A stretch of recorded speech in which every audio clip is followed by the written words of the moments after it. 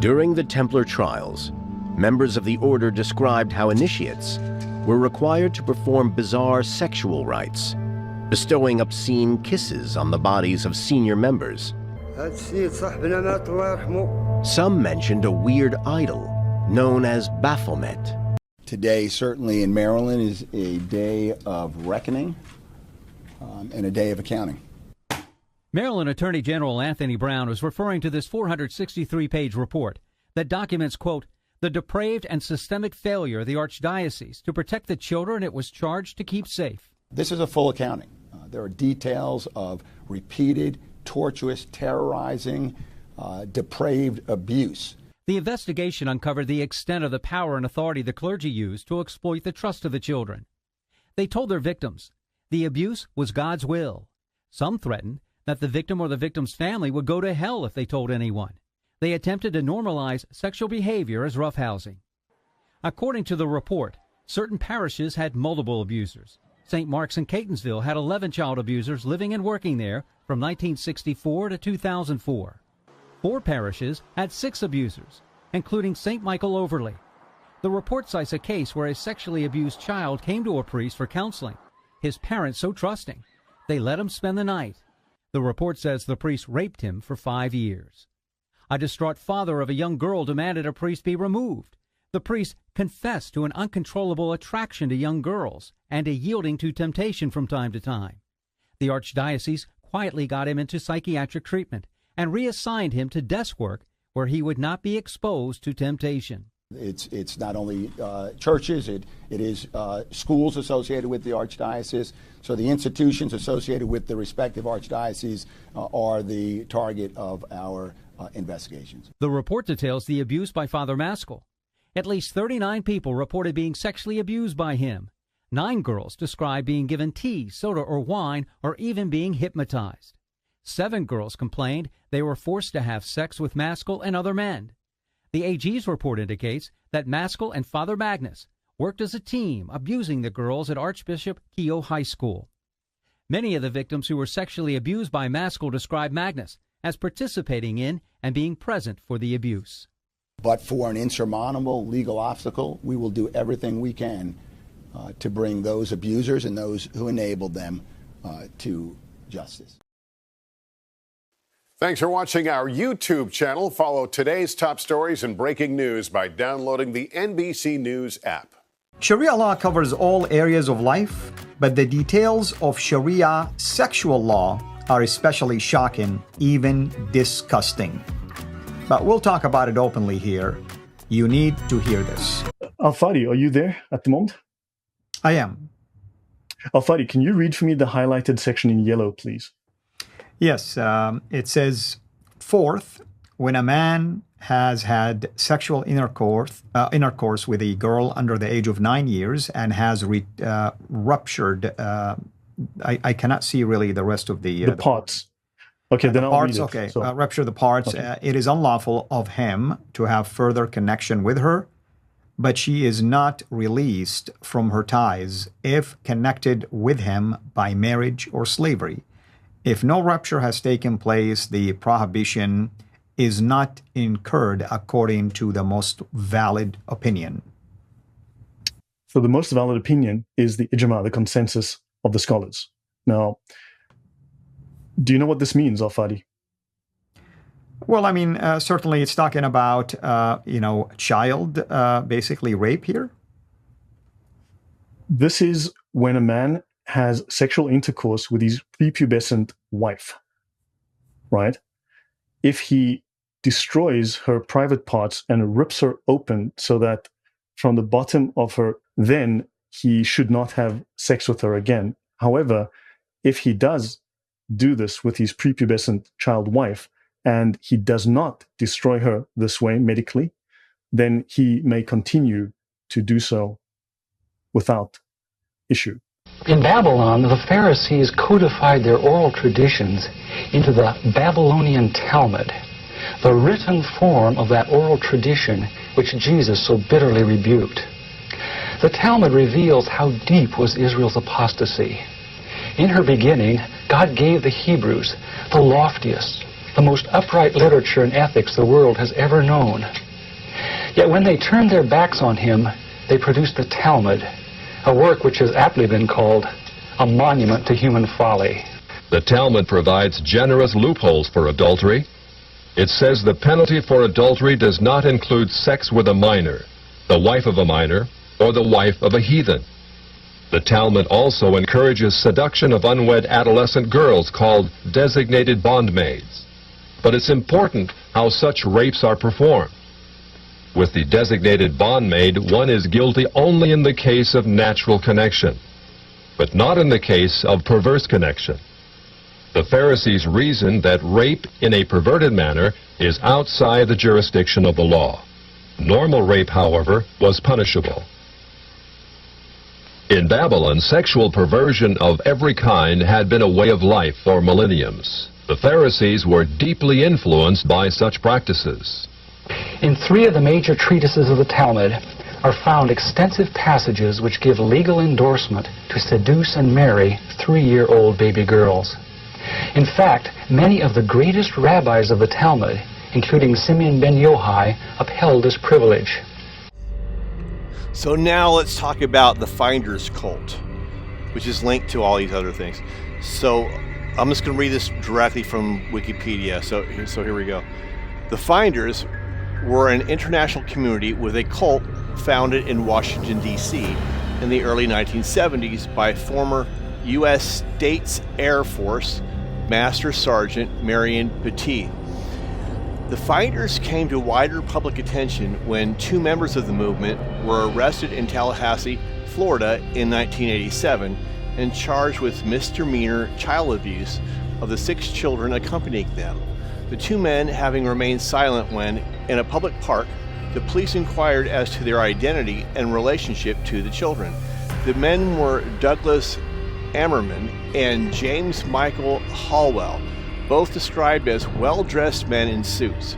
They used a van to transport 6 scruffy, hungry children of varying ages between 2 and 11. The 2 oldest children, referred to as Mary and Max, were interviewed by law enforcement, as the others were too young to properly communicate. It was noted that medical examinations of the children showed signs of sexual abuse and malnutrition, as well as bite marks potentially belonging to an adult human. During the interview, as well as eyewitness testimony from neighbors, it was discovered that the children were raised on a farm belonging to Petit and with little adult supervision, with there being 20 adults and 1 other child present.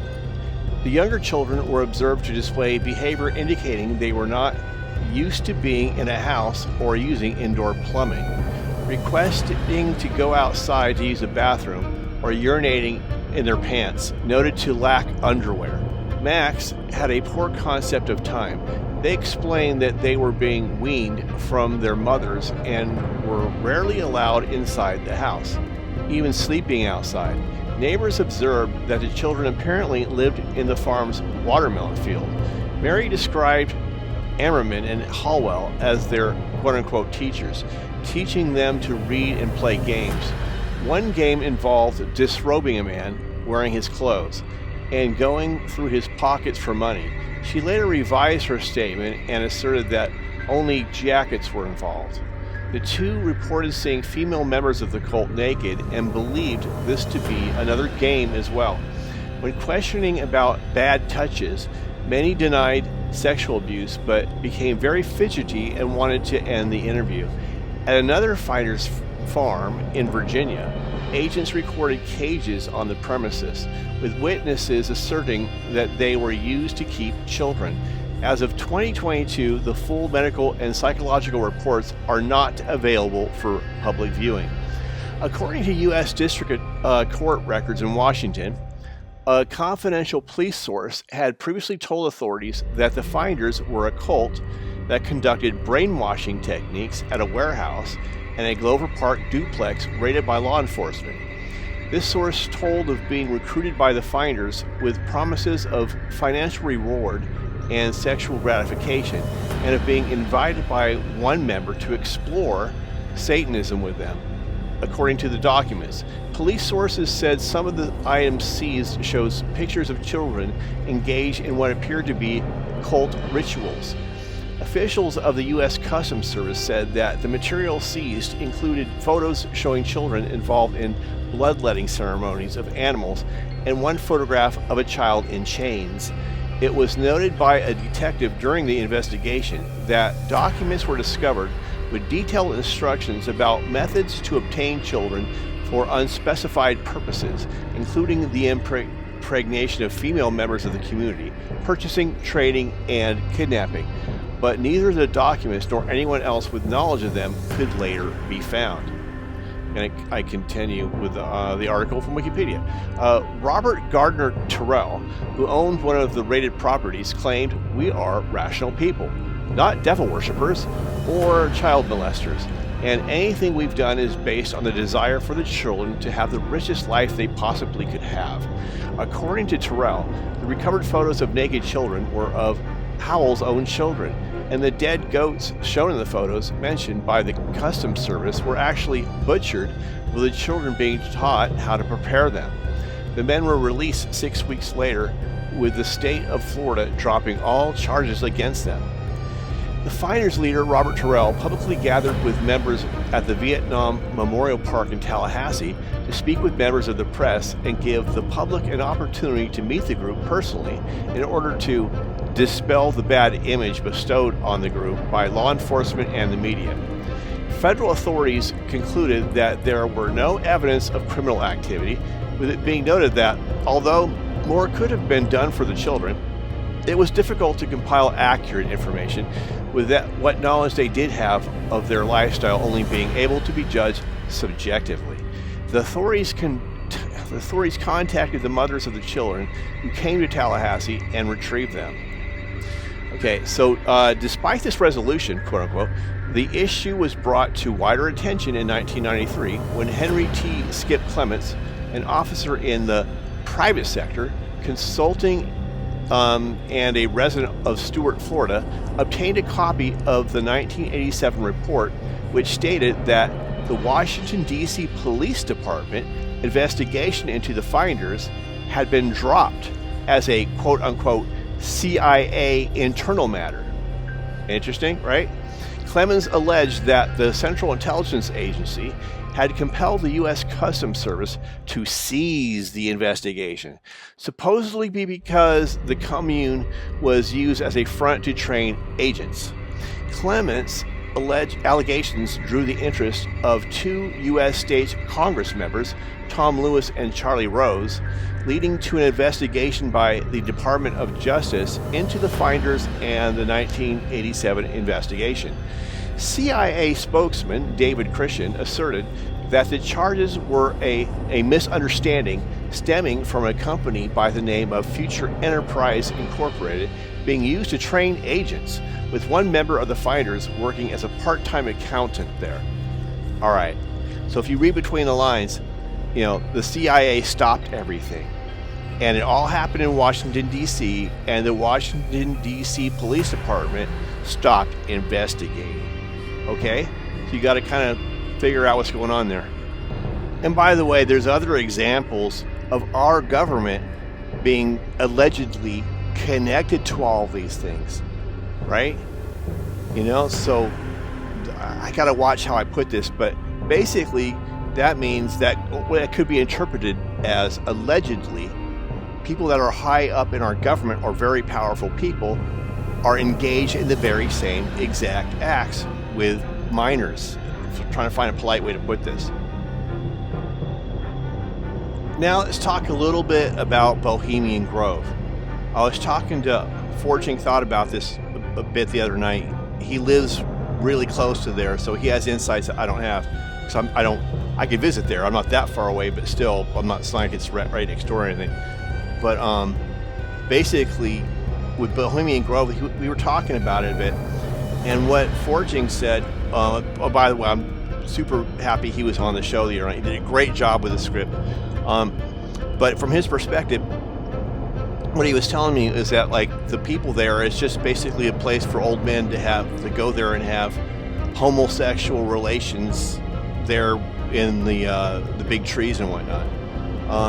And I could definitely understand that perspective. But like I was saying the other night, just because one thing appears to be something on the outside that has a given meaning, etc., doesn't mean that you completely understand the hidden motives or meaning are behind said acts and signs. For example, like the peace sign, like, hey, peace, brother, like from the 60s and whatnot. That has a double meaning. The V shape, like some people use it for V for victory or something, but basically that hand gesture goes back to Satanists that look at Satan like he's Venus, so it's like a V for Venus or something. So a lot of the like, for example, the OK symbol, like most people are aware that goes back to like the 666 because of the hand gesture.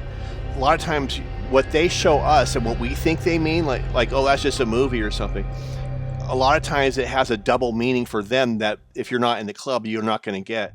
That's what I'm trying to say, is that, like, for example, with Bohemian Grove, you're going to see these images show both Bushes have attended Bohemian Grove. That's George Bush Sr. and George Bush, the number 2. I can't remember the difference between them. One was at 9/11, that's the younger one. The other one came after Reagan. And the one that came after Reagan, George Bush Sr., I believe he was head of the CIA right before the Finders Cult stuff started coming out. And what a coincidence, right? I mean, what are the odds of that? Someone who's like part of the CIA, which did the whole hush-hush on the Finders Cult, government operatives being caught with a bunch of, little children and whatnot. So, and then he ends up at Bohemian Grove. I mean, wow, what a coincidence. And so what I'm trying to say is that those odd sexual practices, those particular acts, homosexual or whatever, for someone else who just does that, I'm not saying it's a good or bad thing. I mean, it's certainly a sin, but we all sin. But that act in of itself, it might seem like, oh, they're just doing their thing or whatever. It's on the outside for someone who doesn't know. For the elites, that could have a completely different occult symbolism to it and a meaning behind a ritual. So we talked about at the beginning of this video, I showed you some information about the Knights Templar, and they talked about like this crazy wild sexual things and these kisses that they would give to these Knights Templar senior members, etc. So that's one of the things that they were accused of, was homosexual activity. I'm not trying to bash anybody, I'm just telling like it is. So within the context of the occult, within these parameters of these specific groups, that has a different occult symbolism and meaning to it that from the outside you won't understand the meaning behind it. And so then there's some other prominent Republicans that have been at Bohemian Grove, like for example, Richard Nixon, Ronald Reagan was there. Then you have the 2 Bushes that were there. So the only Republican that we're aware of who hasn't been there within this long lineage of Republican presidents going back to at least Reagan would be Donald Trump.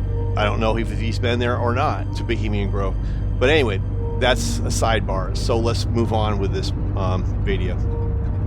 Okay, so let's talk about the Freemasons.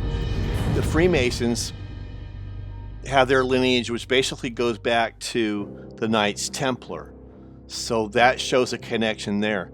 But beyond that, did you ever think, I wonder why they only allow dudes into the Freemasons?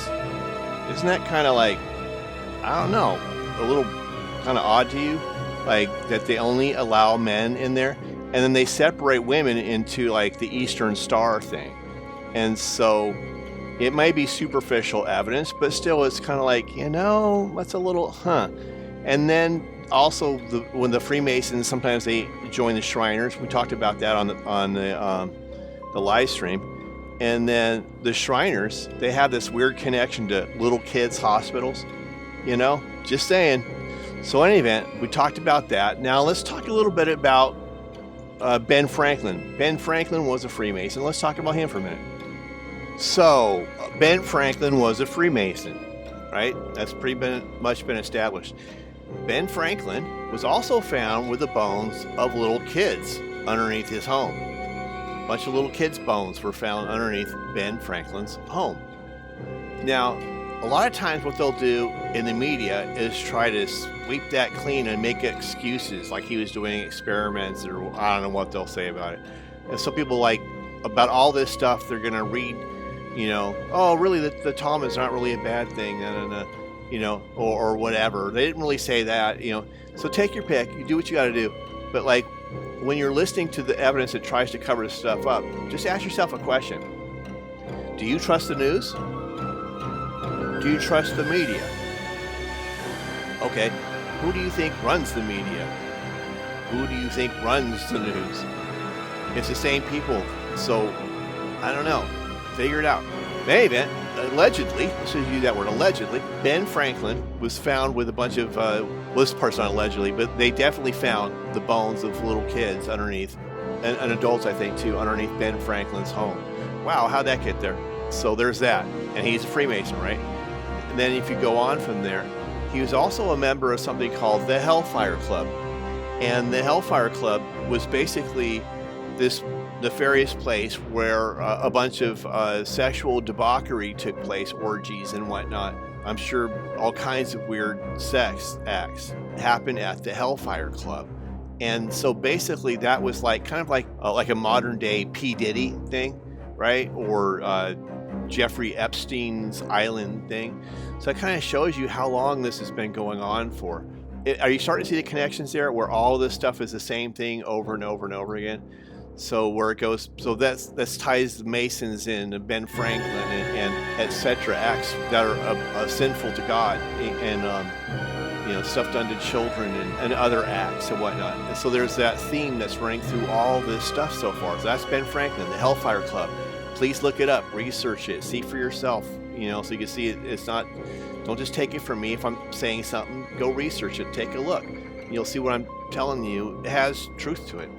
Then you have, like, Alistair Crowley with his quote that a white male child of perfect innocence and intelligence makes the most suitable victim for, like, a sacrifice for black magic and whatnot. Alistair Crowley was tied to, like, weird sexual acts with people who are underage and whatnot, children basically.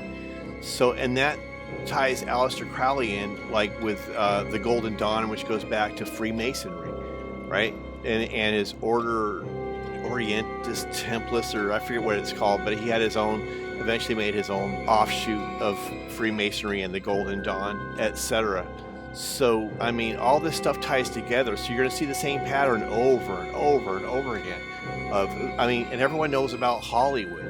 I mean, have you ever heard of those tales of weird sexual acts done to kids in Hollywood, right? Or women, etc. And all the, the odd, unusual acts that happen in Hollywood or the music industry. Look at in the news now, they're talking about P. Diddy, or they were, etc. And before that, it's Epstein's Island, etc. So it's not an isolated thing. It's a cult. And this cult, I believe it goes back to Babylon. So it involves all these religions and people in power in Hollywood and the entertainment industry, and so forth. And and it goes back to, like, say, the Rothschilds and the 13 bloodlines who have control over the media. If you look at, like, Project Mockingbird, the media and the government were basically the same thing. They were working together to push propaganda on everybody. So that should tell you, Bing, light bulb, the government and the media are not two separate entities. You ever think about, like, how all the media is just controlled by a few different corporations, etc.? I'm not going to go over the whole thing, but, like, this should be enough, to see the pattern that, like, basically the higher up you go in any industry or field or whatever, whether that be the military or government or religion, entertainment, whatever it is, including corporations, like, this should be pretty much obvious, but, like, with the Bud Light thing, they got their Masonic orders from somebody else.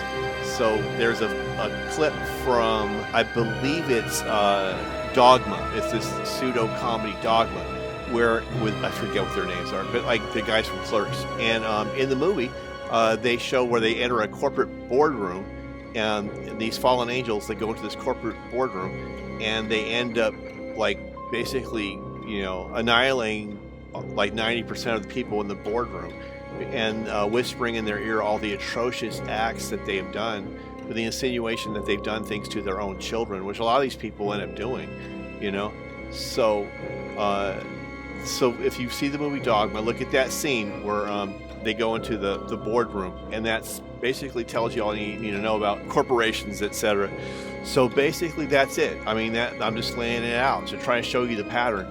So that's all. So basically, the highest you go up in anything, that's what they control, because they want to control the whole world. So they have carefully positioned people in power throughout every field you can possibly think of. And so there you go. That's the way it is. I hope someone gains something out of this. But this isn't about making anybody fear anything. I'm just instructing you. So like, you're supposed to be wise as serpents. So there you go. And then, but the good news is, if you believe in Christ, you know, that's the way out of all this stuff. And that's the answer for everything, pretty much, in this world anyway, and the world to come, the spiritual kingdom. But all the glory goes to Jesus Christ. God bless everybody in Jesus' name. Hope you guys all have a great day.